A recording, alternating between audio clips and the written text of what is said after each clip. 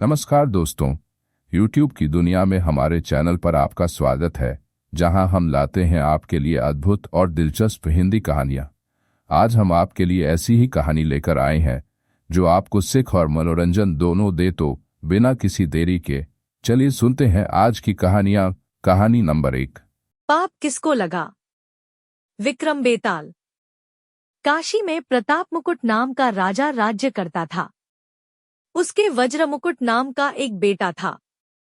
एक दिन राजकुमार दीवान के लड़के को साथ लेकर शिकार खेलने जंगल गया। घूमते घूमते उन्हें तालाब मिला। उसके पानी में कमल खिले थे और हंस किलोल कर रहे थे। किनारों पर घने पेड़ थे जिन पर पक्षी चहचहा रहे थे। दोनों मित्र वहां रुक गए और तालाब के पानी में हाथ मुंह धोकर ऊपर महादेव के मंदिर पर गए। घोड़ों को उन्होंने मंदिर के बाहर बांध दिया। वो मंदिर में दर्शन करके बाहर आए तो देखते क्या है कि तालाब के किनारे राजकुमारी अपनी सहेलियों के साथ स्नान करने आई है। दीवान का लड़का तो वहीं एक पेड़ के नीचे बैठा रहा, पर राजकुमार से न रहा गया। वह आगे बढ़ गया। राजकुमारी ने उसकी ओर देखा तो वह उस पर मोहित हो गया।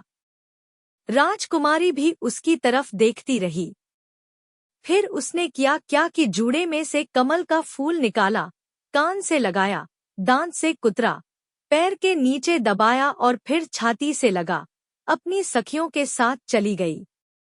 उसके जाने पर राजकुमार निराश हो अपने मित्र के पास आया और सब हाल सुनाकर बोला, मैं इस राजकुमारी के बिना नहीं रह सकता, पर मुझे न तो उसका नाम मालूम है न ठिकाना।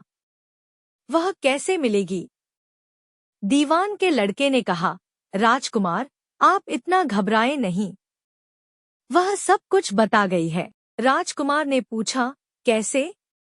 वह बोला, उसने कमल का फूल सिर से उतार कर कानों से लगाया तो उसने बताया कि मैं कर्नाटक की रहने वाली हूँ। दांत से कुतरा तो उसका मतलब था कि मैं दंतबाट राजा की बेटी हूँ। पांव से दबाने का अर्थ था कि मेरा नाम पद्मावती है, और छाती से लगाकर उसने बताया कि तुम मेरे दिल में बस गए हो। इतना सुनना था कि राजकुमार खुशी से फूल उठा। बोला, अब मुझे कर्नाटक देश में ले चलो। दोनों मित्र वहां से चल दिए। घूमते फिरते, सैर करते, दोनों कई दिन बाद वहां पहुंचे। राजा के महल के पास गए तो एक बुढ़िया अपने द्वार पर बैठी चरखा काटती मिली। उसके पास जाकर दोनों घोड़ों से उतर पड़े और बोले, माई, हम सौदागर हैं। हमारा सामान पीछे आ रहा है, हमें रहने को थोड़ी जगह दे दो। उनकी शक्ल सूरत देखकर और बात सुनकर बुढ़िया के मन में ममता उमड़ आई। बोली, बेटा, तुम्हारा घर है, जब तक जी में आए रहो। दोनों वहीं ठहर गए। दीवान के बेटे ने उससे पूछा, माई, तुम क्या करती हो। तुम्हारे घर में कौन कौन है, तुम्हारी गुजर कैसे होती है। बुढ़िया ने जवाब दिया, बेटा, मेरा एक बेटा है जो राजा की चाकरी में है। मैं राजा की बेटी पहमावती की धाय थी। बूढ़ी हो जाने से अब घर में रहती हूँ। राजा खाने पीने को दे देता है।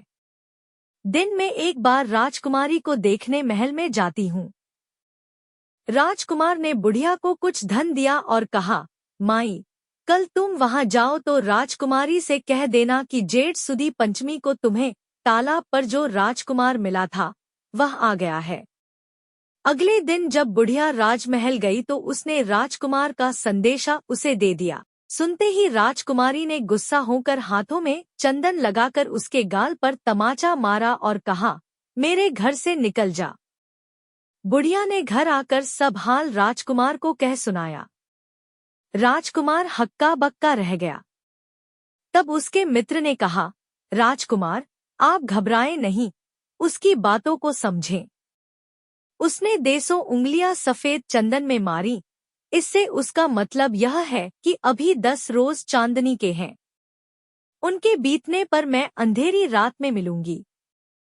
10 दिन के बाद बुढ़िया ने फिर राजकुमारी को खबर दी तो इस बार उसने केसर के रंग में 3 उंगलियां डुबोकर उसके मुंह पर मारी और कहा, भाग यहाँ से।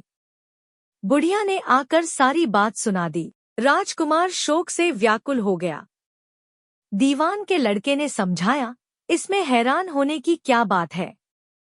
उसने कहा है कि मुझे मासिक धर्म हो रहा है। 3 दिन और ठहरो। 3 दिन बीतने पर बुढ़िया फिर वहां पहुंची। इस बार राजकुमारी ने उसे फटकार कर पश्चिम की खिड़की से बाहर निकाल दिया।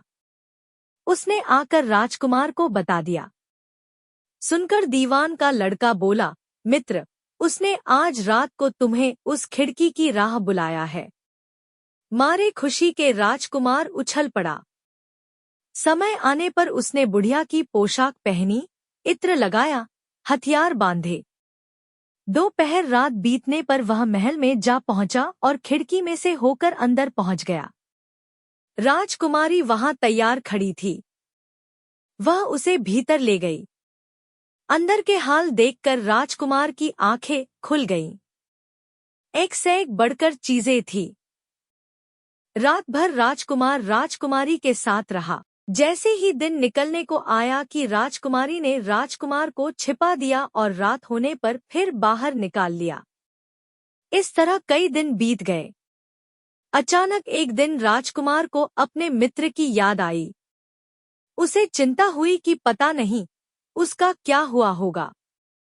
उदास देखकर राजकुमारी ने कारण पूछा तो उसने बता दिया।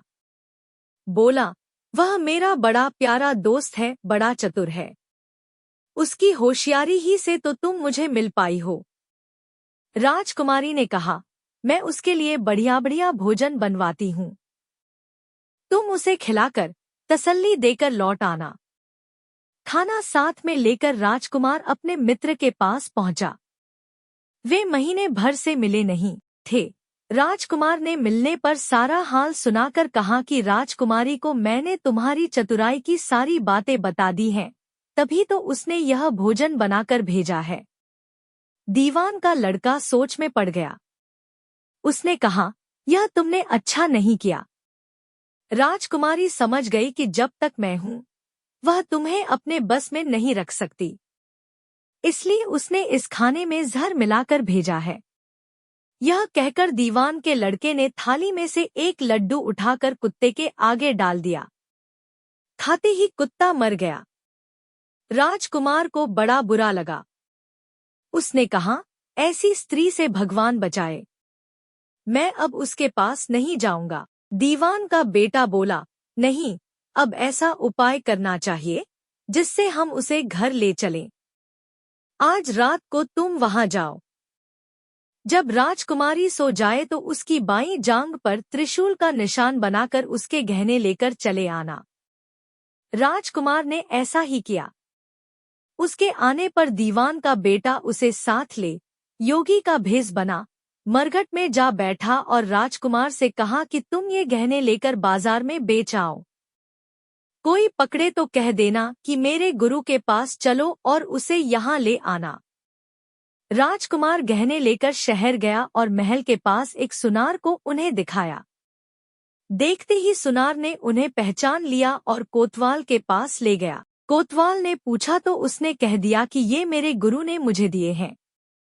गुरु को भी पकड़वा लिया गया। सब राजा के सामने पहुंचे।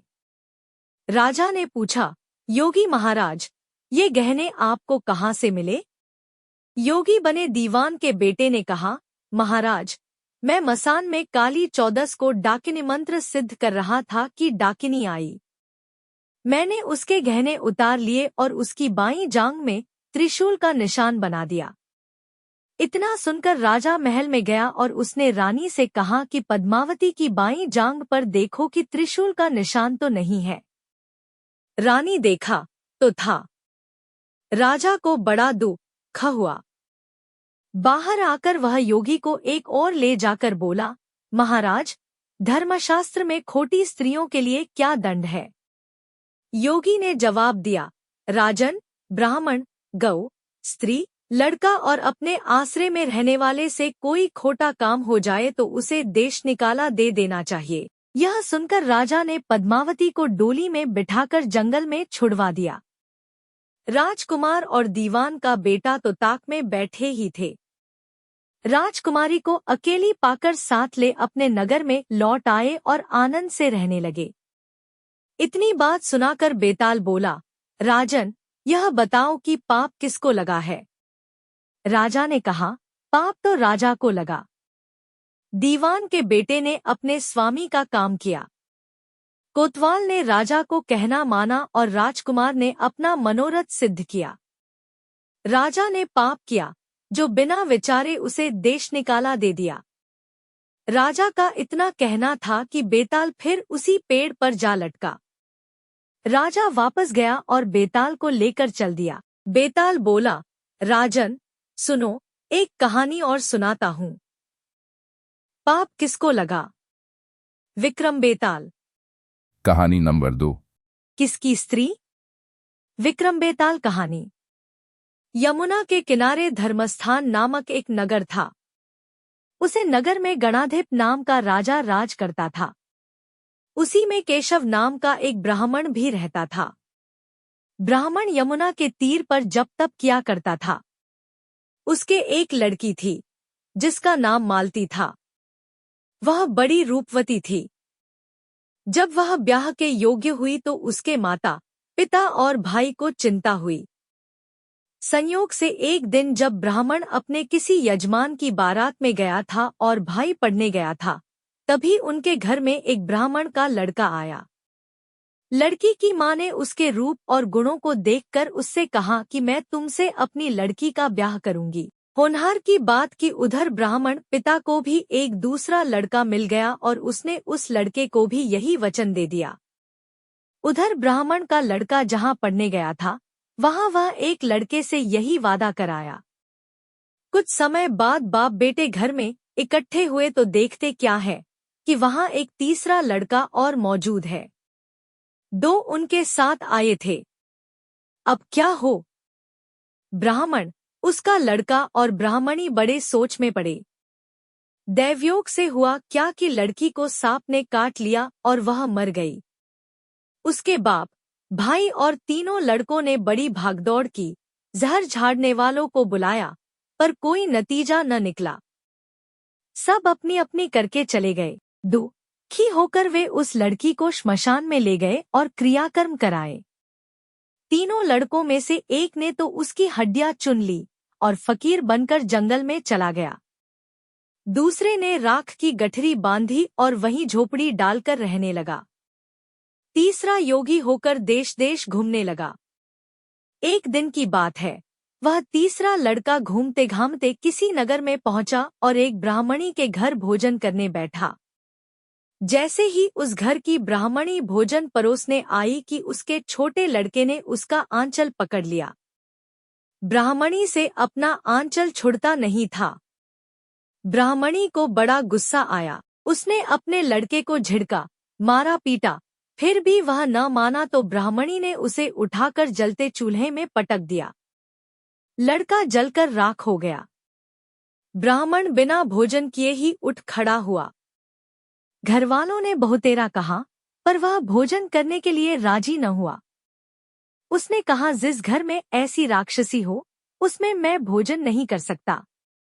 इतना सुनकर वह आदमी भीतर गया और संजीवनी विद्या की पोथी लाकर एक मंत्र पढ़ा। जलकर राख हो चुका लड़का फिर से जीवित हो गया। यह देखकर ब्राह्मण सोचने लगा कि अगर यह पोथी मेरे हाथ पड़ जाए तो मैं भी उस लड़की को फिर से जिला सकता हूँ। इसके बाद उसने भोजन किया और वहीं ठहर गया। जब रात को सब खा पी कर सो गए तो वह ब्राह्मण चुपचाप वह पोथी लेकर चल दिया। जिस स्थान पर उस लड़की को जलाया गया था, वहां जाकर उसने देखा कि दूसरे लड़के वहां बैठे बातें कर रहे हैं। इस ब्राह्मण के यह कहने पर कि उसे संजीवनी विद्या की पोथी मिल गई है और वह मंत्र पढ़कर लड़की को जिला सकता है, उन दोनों ने हड्डियां और राख निकाली। ब्राह्मण ने जैसे ही मंत्र पढ़ा, वह लड़की जी उठी। अब तीनों उसके पीछे आपस में झगड़ने लगे। इतना कहकर बेताल बोला, राजा, बताओ कि वह लड़की किसकी स्त्री होनी चाहिए? राजा ने जवाब दिया, जो वहां कुटिया बनाकर रहा, उसकी। बेताल ने पूछा, क्यों? राजा बोला, जिसने हड्डियां रखी वह तो उसके बेटे के बराबर हुआ। जिसने विद्या सीखकर जीवन दान दिया वह बाप के बराबर हुआ। जो राख लेकर रमा रहा वही उसकी हकदार है। राजा का यह जवाब सुनकर बेताल फिर पेड़ पर जा लटका। राजा को फिर लौटना पड़ा और जब वह उसे लेकर चला तो बेताल ने तीसरी कहानी सुनाई।